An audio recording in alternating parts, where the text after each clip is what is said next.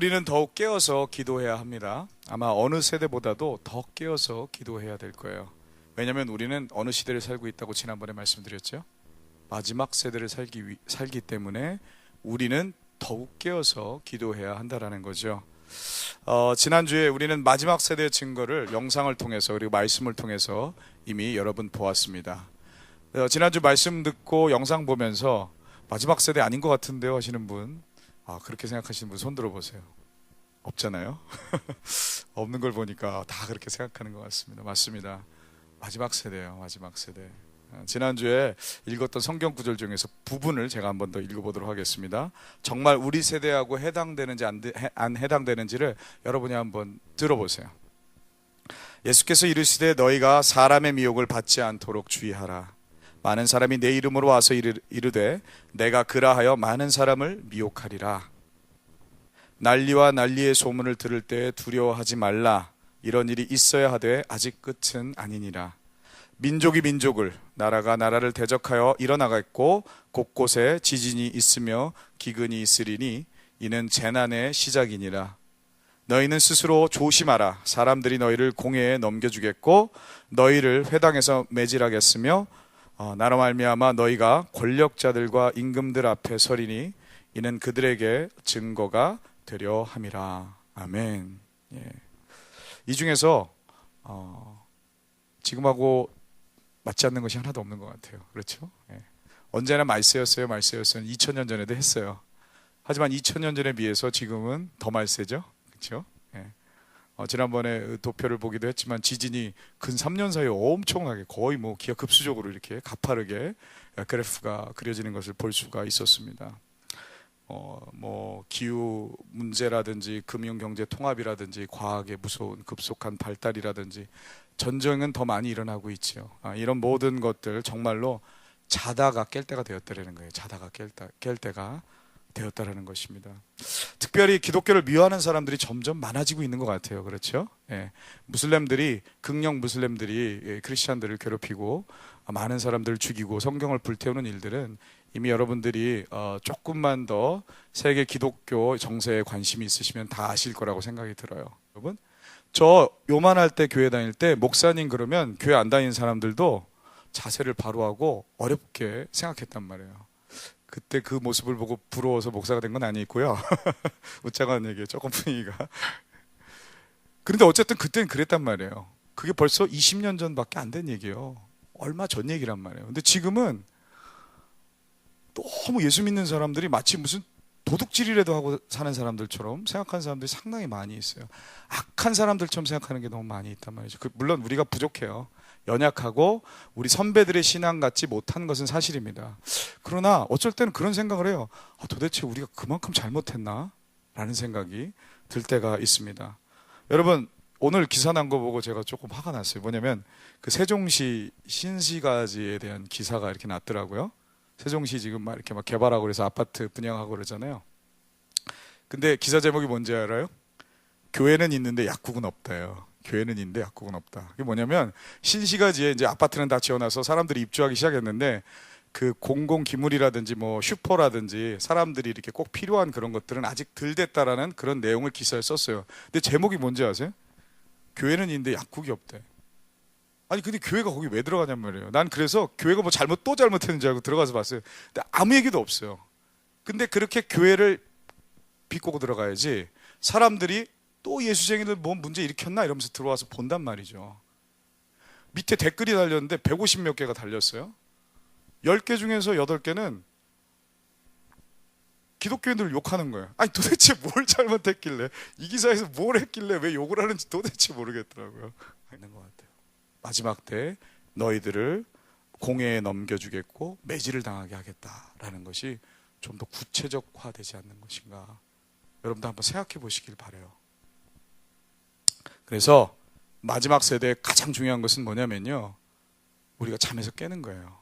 이 시대를 보고 이렇게 어려운 것을 반파하면서 이제는 자다가 깰 때가 됐다라는 거죠. 주무시면 안 돼요. 마지막 세대에서 제가 잘은 모르지만 마지막 세대에서 사단이 쓰는 강력한 무기 중에 하나는 이렇게 잘 살고 있는 자유를 가지고 예수 믿는 우리들을 향해서 사단이 가장 많이 쓰는 방법은 혼미케 하는 거예요.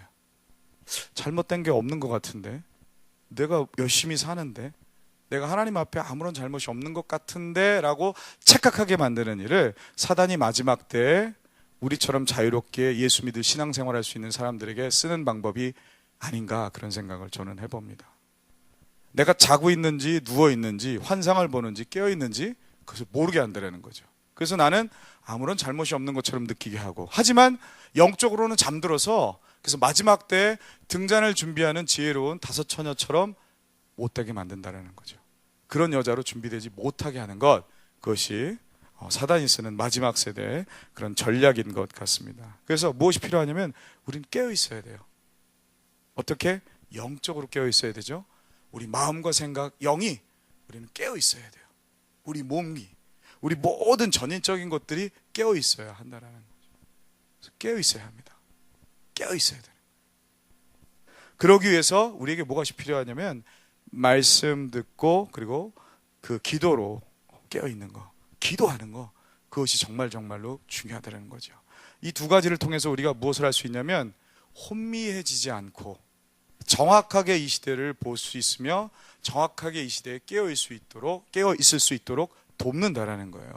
이 시간에는 말씀과 기도로 어떻게 하면 우리 마음과 정신을 깨어서 마지막 때를 준비할 수 있는지에 대해서 제가 지금부터 이렇게 나누도록 하겠습니다. 먼저 첫 번째로, 마지막 시대에 혼미하지 않고 깨어있기 위해서 우리는 말씀으로 깨어 있어야 돼요. 꼭 아침마다 말씀을 받아야 된다라는 그런 내용을 제가 이렇게 강조하진 않아요. 하지만 어쨌든 간에 일정 시간은 각 간격을 두고 우리는 계속해서 말씀을 하나님께 받아야 되고 그 말씀을 들어야 돼요. 아시겠어요? 성경 읽는 것도 좋아요.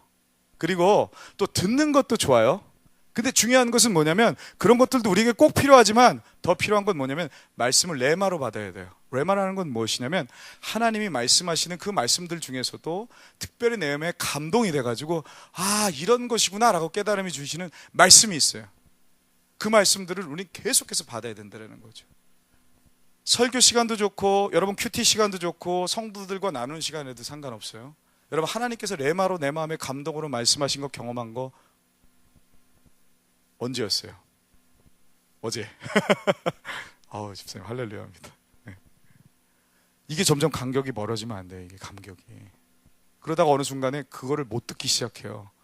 내가 못 듣고 있구나라고 생각할 때 한번 보세요. 여러분 영적 상태가 어떤지. 그때 깨달을 수 있어요. 내가 자고 있구나. 자고 있는 걸 정확하게 여러분 발견할 수 있을 것입니다. 그래서 우리는 계속해서 하나님 말씀을 향해서 배고파야 돼요. 근데 다윗이 오늘 말씀해 보니까 되게 이렇게 뭐라 해야 될까, 마지막 세대를 사는 우리에게 좋은 말씀 받는 비결에 대해서, 습관에 대해서 얘기하고 있어요. 다윗이 뭐라 했냐면 아침에 나로 하여금 주의 인자한 말씀을 듣게 하소서, 이렇게 얘기했단 말이죠. 여러분 아침이 우리의 시작 아니에요. 일어나자마자 하나님 말씀을 받는 것, 하루에 시작하는 데 있어서 가장 중요한 시간이잖아요. 그 시간에 말씀을 받음으로 하루를 이길 수 있다는 거죠. 저는 그래서 새벽 기도라는 말보다는 새벽 예배라는 말이 더 어울린다고, 옳다라고 생각해요. 왜냐면 아침에 일어나자마자 하나님 말씀을 받고, 그리고 나서 그 말씀을 가지고 하루 종일 묵상하면서 되새기면서 씨름하는 거예요. 그래서 그날 하루를 마지막 잘 때 평가해보고 하나님 말씀을 가지고 내가 얼마나 의지하고 살아왔는가 라는 것을 평가하고 그 다음날 다시 일어나서 또 말씀 받고 매일처럼 받는 거죠. 그러면 그 사람은 깨어있는 사람이 될 수가 있어요.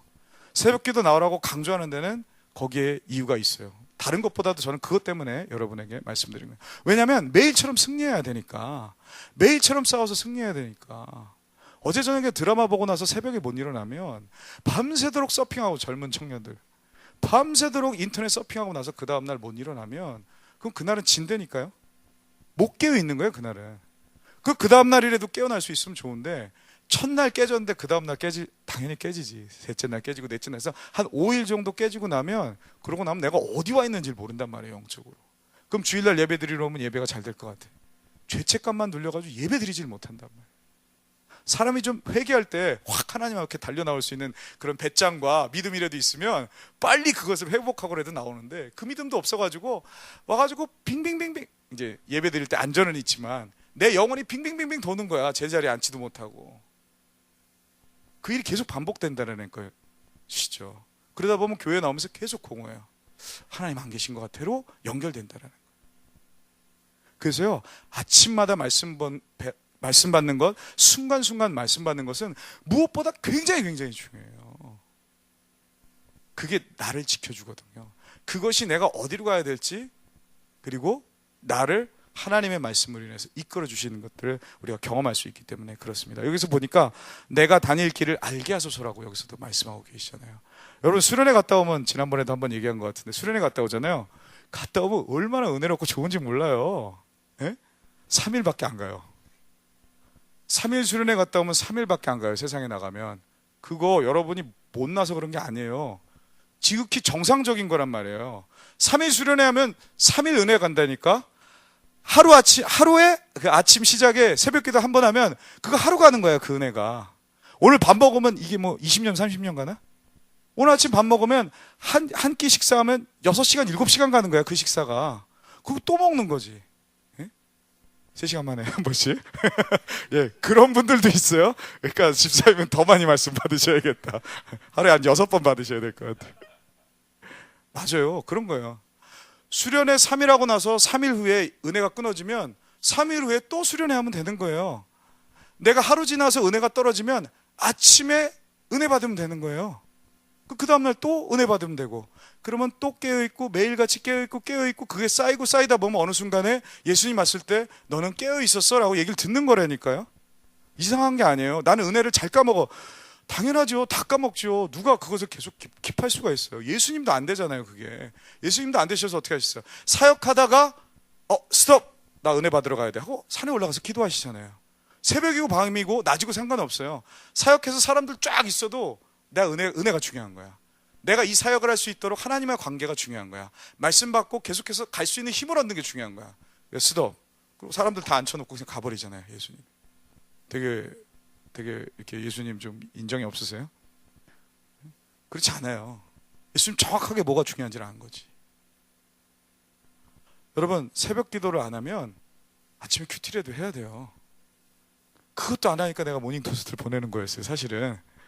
내가 사역하면서 어떻게 해서라도 3분만이라도 붙들고 말씀을 줘야겠다 싶어서 제가 그래서 생각해낸 게 모닝 토스트였어요. 모닝 토스트 받은 다음에 그 다음날 아침에 말씀 못 받죠? 그럼 회사 가면서 딱 3분만 들으세요. 화장실에 앉아서 3분만 앉아서 들으세요. 그리고 그 말씀 갖고 계속 생각하는 거예요. 2시간에 한 번, 3시간에 한 번, 쉬는 시간에 한 번, 밥 먹다가 한 번. 그럼 여러분 잘 보세요. 여러분, 놀라운 일이 일어날 거예요. 여러분, 삶 가운데서 깨어있는 것을 여러분 발견할 수 있을 것입니다. 아멘. 말씀이 없으면 안 돼요. 말씀 없이 기도하면요, 되게 이런 두 가지 상황이 벌어질 수도 있습니다. 말씀 없이 기도하면 어떤 일이 일어날 수 있냐면요, 그냥 기도만 하면요, 기도가 구체적일 수 없고 기준이 없을 수가 있어요. 아시겠어요? 기도도요, 어떤 기준을 가지고 매일매일처럼 새로운 기도 제목을 가지고 기도하지 못하면 주문처럼 변해요. 그런 거 느끼지 않아요?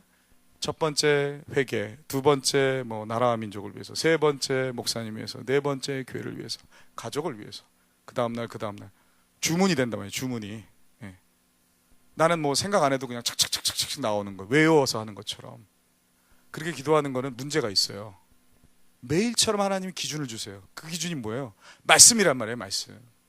아침에 큐티를 했어요. 목사님한테 말씀을 들었어요. 새벽 기도에 나와서. 그럼 거기서 찔리고 레마로 다가오는 말씀이 있단 말이야. 그 말씀을 붙들고 그걸 갖고 기도를 하는 거예요. 하나님, 오늘 말씀하시지 않았어요? 내 마음에 감동으로 주시지 않았어요? 그럼 내가 이 말씀을 부여잡고 오늘 하루 종일 기도합니다. 역사해 주시고 인도해 주세요.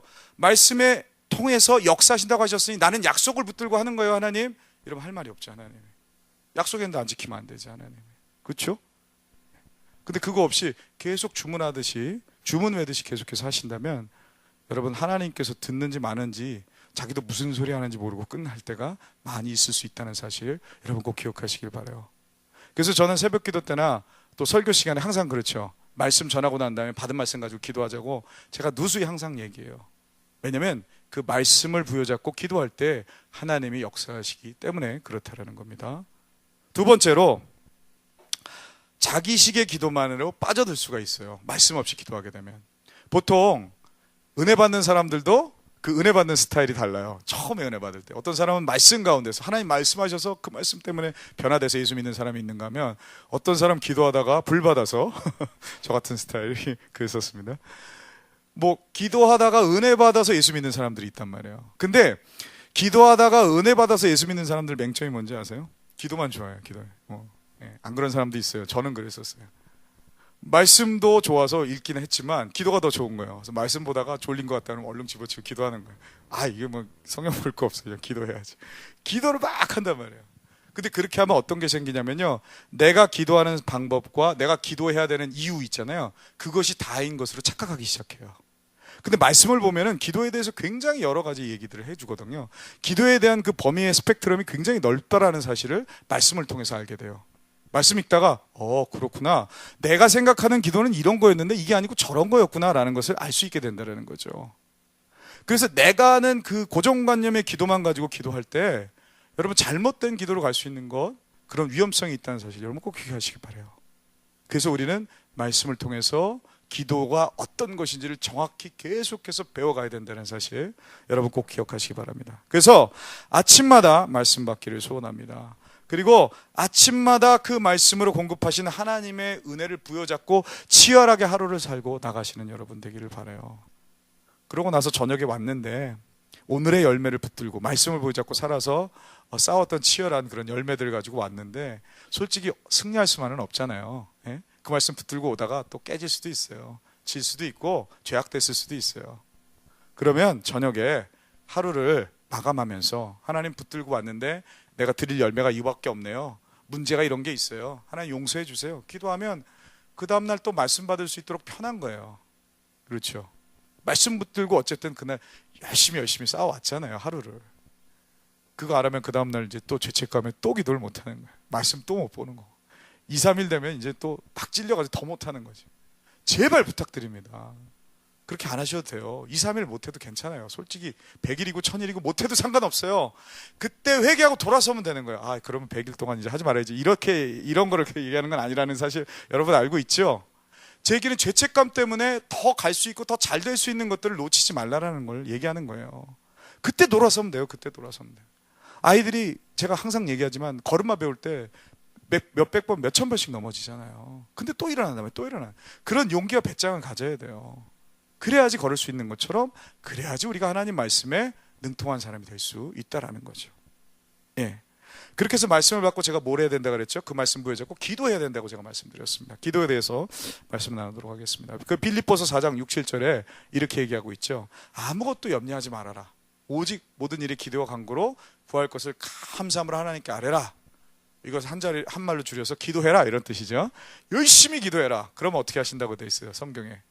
그냥 모든 지각에 뛰어나신 하나님의 평강이 그리스도 예수 안에서 당장 이루어 주실 것이다 라고 되어 있네. 아멘. 그렇게 안 돼 있죠? 그렇게 안 돼 있어요. 뭐라고 되어 있는지 알아요? 너희 마음과 생각을 지키시리라. 아멘. 당장 들어주실 것이다 라는 얘기는 이 구절 가운데는 없어요. 하지만 너의 생각과 마음을 지켜줄게 라고 약속해 주신다는 거예요. 아멘. 기도하면요, 그것이 이루어지는 그날까지 하나님께서 내 마음과 생각을 지켜주세요. 고로 내가 계속해서 깨어있을 수 있도록 도와주신다는 거예요. 그러니 아침에 말씀 받고 아침에 기도하고 그러고 나면 어떻게 하겠어요? 내가 오늘 살 수 있도록 말씀 받아서 좋고, 내가 오늘 살 수 있도록 기도했더니 마음과 생각을 지켜주시니 좋고, 그러니까 하루 종일 깨어있을 수 있다라는 거죠. 아멘. 그래서 말씀과 기도가 되게 중요합니다. 여러분, 아침에 30분, 20분만 투자하면 이 두 가지를 커버할 수 있어요. 아시겠어요? 이빨 닦는데 10분 닦지 않아요? 오래 닦나요? 그럴 거예요. 예, 그럼 밥 먹는데 한 20분 걸리지 않나요? 그것도 놀라시. 굉장히 빨리 하시네요, 뭐든지. 예. 20분만 투자하면 돼요. 하루에 20분. 여러분, 제가 마지막으로 제가 아는 어떤 김 집사님의 가정의 얘기를 하고 마치도록 하겠습니다. 제가 한국에 있을 때 어떤 김 집사님 가정이 있었어요. 근데 그 가정은 딸이 둘이 있어요. 딸이 둘. 지금은 이제 많이 컸겠죠. 근데 제가 있을 때 하나는 유치원, 하나는 초등학교 막 들어가서 2학년 3학년 그 정도 됐었을 것 같아요. 근데 이 집은 온 식구가 아침에 큐티를 해요. 그리고 아침을 먹어요. 이제 부부가 이제 그 집사님 부부가 새벽기도 갔다 오면, 그러면 이제 우리 교회는 조금 새벽기도가 늦지만 한국에 있는 교회는 이제 일찍 하잖아요, 새벽기도를. 그래서 새벽기도하고 오면은 아이들을 깨우는 거예요. 그러면 눈 비비고 바로 식탁에 앉아가지고 같이 큐티를 해요. 그리고 나서 같이 식사를 한단 말이에요. 그러면서 얘기하죠. 오늘 말씀 어땠니 저땠니 이렇게 얘기를 한단 말이에요. 그리고 오늘 기도 제목이 뭐니 하고 부모님이 나눠요. 이걸 한 2년 3년을 했어요. 근데 여러분, 아이들이 한글 공부를 정말 잘하기를 원하십니까? 큐티 이상 없어요. 큐티 이상. 왜냐면 그날 본문을 읽고 여기서 느낀 점을 요약하고 거기서 하나님 말씀을 꺼내서 유추해서 그것을 제 삶에 적용하는 거거든요. 그걸 매일 하는 거예요, 매일. 그러니 한국어 실력과 문장 능력이 안 늘겠어요? 주제 파악하는 그런 능력이 안 늘겠어요? 그 집 딸들이 유치부와 아동부를 톡 틀어서 뭐 4학년, 5학년 언니 누나도 있는데 너무 한글을 잘하는 거예요. 성경을 잘 이해하는 거예요. 퀴즈 했다 보면 혼자만 손들어. 이제 제가 전도사일 때 저기 아동부를 할 때였어요. 뭐 퀴즈만 하면 맨날 앞에서 손드니까 딴애 시키느라고 이제 너 손들었니? 미안해 몰랐어 막 이렇게 해야 할 정도로 언제나 손드는 그런 아이가 됐다는 거죠. 기도 얼마나 잘하는지 몰라요. 얼마나 잘하는지. 이건 핑계가 아니고요. 잘 들으세요. 우리 이제 자녀를 두신 우리 부모님들이 거의 많이 계시니까, 우리 또 나중에 자녀를 갖게 될 우리 청년들도 있지만, 교회에서 교회 교육 시키는 거 있잖아요. 일주일에 한 번 1시간 2시간, 길어야 2시간이에요. 2시간 안에 예수 잘 믿는 애 만들어내면요, 그럼 그 사람은 제가 보기에는 예수님하고 거의 같은 수준이 아닐까 그런 생각을 해요. 아니 2시간, 일주일에 2시간 예수 성경 말씀 보고 은혜 받았다고 해서 그 아이가 변화돼가지고 정말로 시대를 이렇게 이끌어가 좌지우지할 수 있는 그런 리더가 되기가 쉽지 않죠. 불가능하죠. 매일처럼 붙들고 있으면 또 모르겠어요. 그럼 매일처럼 누가 붙들고 있겠어요? 부모가 붙들고 있거든요. 부모가 붙들고 있거든요. 제가 목사 되는데 가장 큰 영향이 있었던 건 뭔지 아세요? 저희 어머니가 새벽 기도도 가야 되는데 12시 1시에 커튼 뒤에서 눈물 흘리면서 기도하던 것들, 그런 것들이 그게 되게 그때는 싫었는데, 믿기 전에, 은혜 받기 전엔 그게 결국은 그 생각들이 나를 바꿨어요. 은혜 받고 난 다음에 기도하는 모습, 말씀 보는 모습, 두 부부가 손잡고 기도하는 모습, 여러분 이런 것들이 아이들의 삶을 변화시켜요. 그런 게 쌓였을 때 그때 시대를 변화시키는 리더가 기독교 교육이 온전하게 이루어지는 것이죠. 아멘. 그래서 김 집사님 큐티하는 가정으로 아주 유명했던, 그 교회에서 유명했던 그런 샘플이 되었습니다. 드라마 안 보면 돼요. 드라마 안 보면 돼. 더도 말고 3편만 안 보시면 돼요. 코미디 프로든 모든 프로든 하여튼 한국 프로 중에서 3개만 안 보시고 딱 일주일에 2번이나 3번만 그거 해보세요. 그럼 더 이상 얘기할 거 없을 거예요. 다 될 거예요. 아멘. 아이들에게도 적용하지 마시고 여러분 삶 가운데서도 꼭 적용하시길 바랍니다. 같이 기도하도록 하겠습니다. 반주해 주시고요.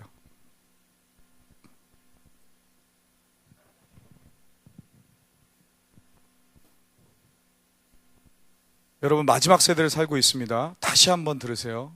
마지막 세대를 살고 있어요. 여러분 자다가 깰 때가 이미 지났어요. 언제까지 더 자자 내일부터 시작해야지 한지 2년 3년 혹은 10년이 되지 않았습니까? 이제 삶을 바꿀 때가 됐어요. 삶의 스타일을 바꿀 때가 됐어요. 식탁에 앉아서 큐티하고 밤에 손잡고 기도하는 가족 예배의 부흥, 그것만이 깰 수 있는, 여러분도 깨어나 있고 그리고 자녀들도 깨일 수 있는, 그리고 교회를 살릴 수 있는 유일한 소망이라고 저는 믿습니다. 말씀 받기를 너무나도 사모하셔야 돼요. 그리고 받은 말씀 가지고 어떻게 해서든지 씨름하며 기도하며 하루하루 승리하셔야 돼요. 쓰러졌어요? 괜찮아요.